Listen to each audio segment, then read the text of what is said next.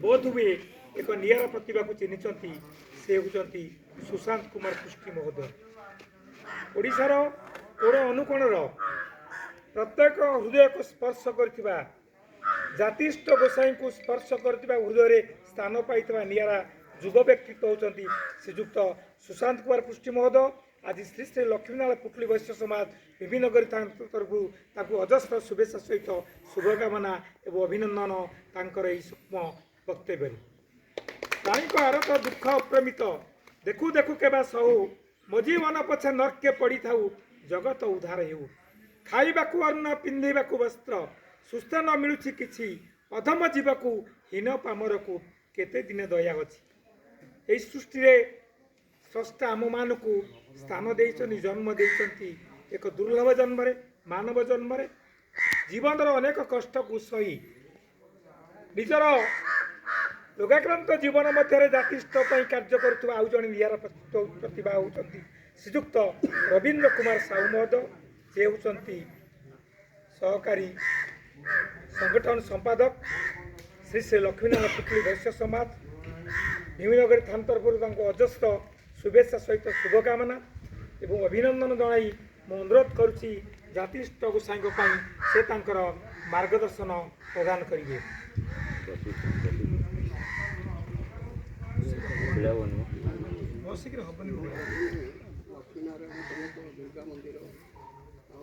बाबू भगवान आपण नाम को आपण बापा माँ आपण नाम को रवींद्र देइछंती सूर्य सहित इंद्रंकर संश्लिष्ट कर देवतुल्य नामर आपण सार्थक करिसंती। शिक्षकता जीवन रे आपण अनेक छात्र सृष्टि करी निजको मध्य गौरवान्वित करिसंती।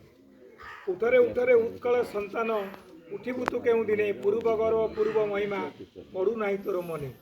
उठरे उठरे वैश्य समाज उठिबु तु केउ दिने पूर्व गौरव पूर्व महिमा पड़ू नाही तोर मने। से कहीं जानिब जातिर उन्नति स्वार्थ जार व्यस्त मन सागुणा बिलुआ चिकित्सक हेले सबकी पाइब प्राण।